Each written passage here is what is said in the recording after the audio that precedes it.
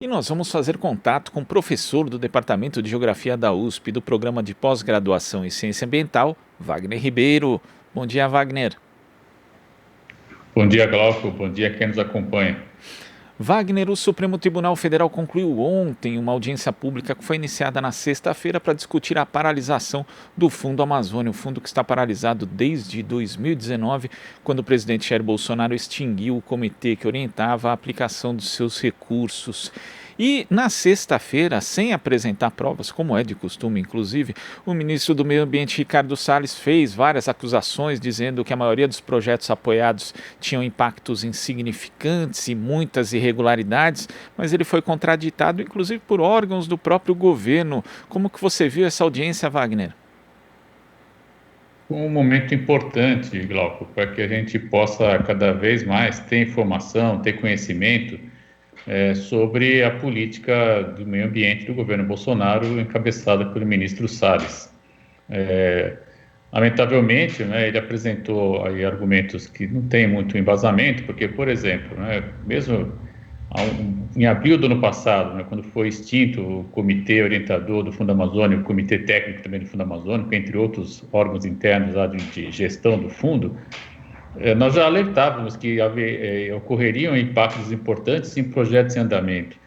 E, diferente do que diz o ministro, nós temos instituições como a Embrapa, diversas universidades federais, que atuam também com pesquisa, procurando aí buscar ações que possam levar a um melhor controle do desmatamento e, ao mesmo tempo, captura de CO2, que é uma das funções também que está posta aí como compensação ambiental de investimentos aí a fundo perdido que tanto Noruega e também Alemanha, em maior escala, sem dúvida, a Noruega, investem, né, para que possa viabilizar, então, a operação desse fundo. Então, ele está muito mal informado, né? Ou então, eu não sei bem por que ele afirma coisa dessa ordem, porque está na página do próprio fundo, é muito simples essa informação, e diferente do que se diz, não são apenas ONGs, né, ONGs que recebem apoio. Elas também recebem, né, mas existem várias instituições de pesquisa que têm, no fundo, uma fonte de financiamento importante.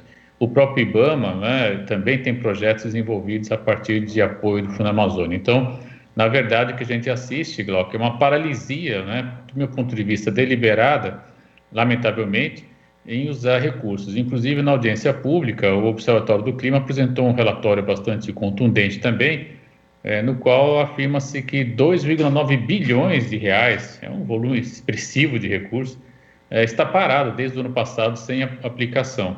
Ao mesmo tempo que a gente não tem o uso desse dinheiro, a gente verifica, né, o aumento de 34% do desmatamento da Amazônia nesse período. Então, me parece de fato, né, que nós temos recursos sim, e do meu ponto de vista deveria ser explicado, né, por que ele está dizendo que esse dinheiro é para resultados pouco efetivos, quando na verdade a gente tem instituições de pesquisas tradicionais importantes do próprio governo federal envolvidos com benefício, né, a partir de pesquisa que vem financiada pelo Fundo Amazônia.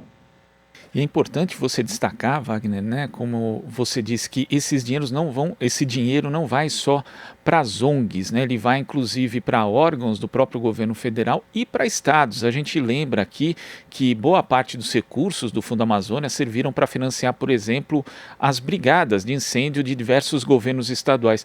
Eu estava vendo aqui, Wagner, uma matéria da repórter Cida de Oliveira, feita da Rede Brasil Atual, feita em agosto de 2019. E ali já se falava dos prejuízos, né, que os governos estaduais teriam, principalmente na questão do combate aos incêndios.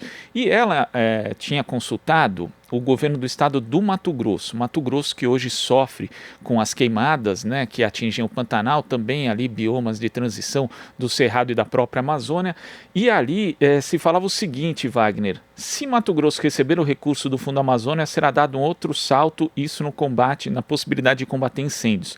Com os 35 milhões de reais, será possível comprar um helicóptero, 27 viaturas, caminhões, equipamentos de combate a incêndio florestal e mais de 620 equipamentos de combate a incêndio florestal. Isso não pôde ser feito, esse incremento no combate ao incêndio por parte do governo do Mato Grosso acabou aí sendo barrado justamente porque os recursos do Fundo Amazônia não chegaram. Quer dizer, é uma irresponsabilidade tão gigantesca, Wagner, que de fato é difícil acreditar que isso não seja um projeto de destruição.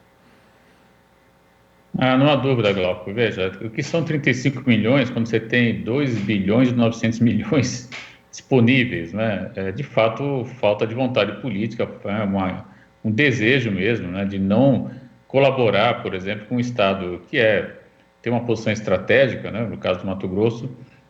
Alguns dizem que é a porta do Pantanal, enfim, é uma polêmica. O Mato Grosso do Sul também reivindica, independente dessa polêmica, evidentemente menor, tem um papel destacadíssimo, né? E nós assistimos também, além do desmatamento da Amazônia, agora o Pantanal em chamas ameaçado também.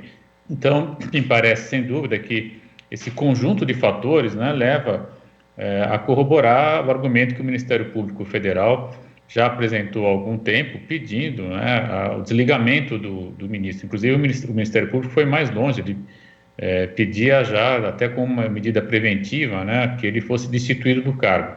E ainda mesmo na semana passada também, em primeira instância, foi definido que ele deve continuar. Aparentemente, o juiz lá que analisou não viu nenhum tipo de ameaça, né, a partir do que ele está fazendo. Mas quando a gente assiste, infelizmente, né, ações dessa ordem, o recurso que está disponível, a necessidade premente de salvaguardar o interesse ambiental, o interesse das condições ambientais, desculpe, que está previsto na Constituição brasileira, eu acredito que o Ministério Público tem razão, sim, e de fato nós temos aí alguém que não deveria mais estar ocupando essa função e, lamentavelmente, ele está sendo mantido, que, inclusive, quando a gente analisa outras frentes, né, de batalha que o ministro criou, né, ganhou até o apelido de incendiário de Brasília recentemente.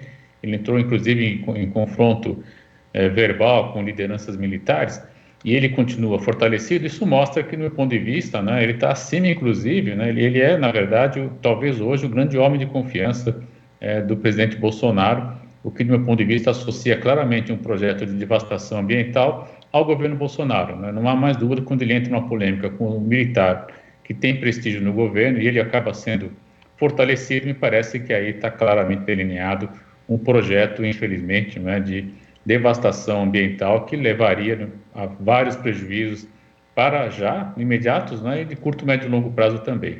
É lamentável esse cenário todo.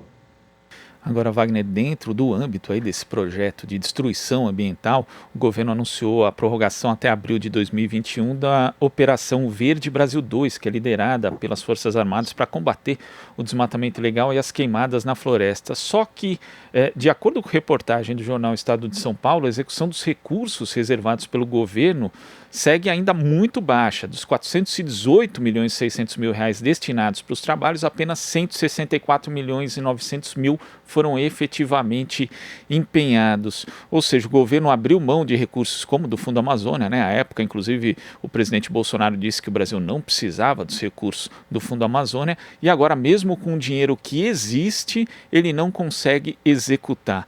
Realmente é uma combinação aí muito ruim para a preservação do meio ambiente, Wagner. Não há dúvida, Glauco, isso tudo, veja, você tem de novo, né, em torno de um terço do volume alocado aplicado de fato, né? E a repercussão desse tipo de informação, ele é imediata, né? Nós temos aí hoje o Brasil sofrendo represálias internacionais, seja por conta de países, grupos de investidores, empresas, né? O próprio acordo do Mercosul, que é frágil, não é um acordo interessante da União Europeia, por exemplo, e Mercosul, ele está em risco também. Então, há consequências, sim, inclusive na esfera internacional, né? E esse exemplo também que você traz de todo esse envolvimento dos militares com a Amazônia, quando a gente vai ver também o resultado efetivo desse gasto de 160 milhões, ele é pequeno também, né? São ações pontuais de fiscalização e principalmente que, pelo menos quem está no campo e tem nos dito isso, é que eles passam por algumas áreas, né? Mas não há de fato uma presença frequente, né, e constante, né? Eles passam, fazem algumas ações e é evidente que depois que estão ausentes,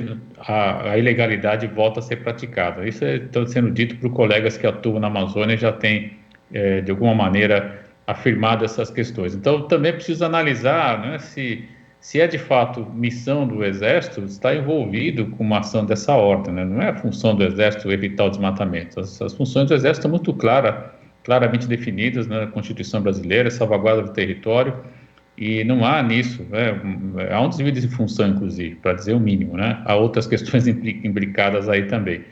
Então, tudo isso para a gente pensar o seguinte, Glauco, eu acredito que, de fato, quem tinha dúvida, né, está assistindo a implementação daquele PowerPoint, né, da época da campanha, né, quando a gente analisava, eram 30, eu comentava com os alunos, eram 30 slides que constavam no programa de governo do então candidato Bolsonaro, e da questão ambiental havia nada, né? E de fato ele está cumprindo, né? Não havia nada, portanto não vai fazer nada, não está fazendo nada, ao contrário, está inclusive devastando, né, o ambiente brasileiro, as condições ambientais que, insisto, salvaguardam o Brasil, dão ao país uma condição muito peculiar no mundo contemporâneo, porque nós temos biodiversidade associada à sociodiversidade, e essa dobrada, que é rara no mundo, possibilitaria que nós tivéssemos, inclusive com pesquisas em desenvolvimento próprio Fundo da Amazônia, né, isso mostra claramente isso, de buscar alternativas de desenvolvimento envolvendo comunidades locais e salvaguardando seus interesses e, ao mesmo tempo, tendo ali a produção de, enfim, novos materiais, novas mercadorias que ganhem escala importante em termos produtivos. E tudo isso está em risco, né, porque, de fato, em que pese nós temos o recurso não chega lá na ponta, que é na hora da pesquisa, envolvendo as comunidades. Lamentável isso tudo.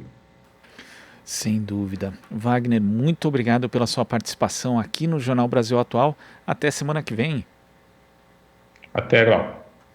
Conversamos aqui com o professor do Departamento de Geografia da USP, do Programa de Pós-Graduação em Ciência Ambiental, Wagner Ribeiro. Aqui você ouve as notícias que os outros não dão. Jornal Brasil Atual.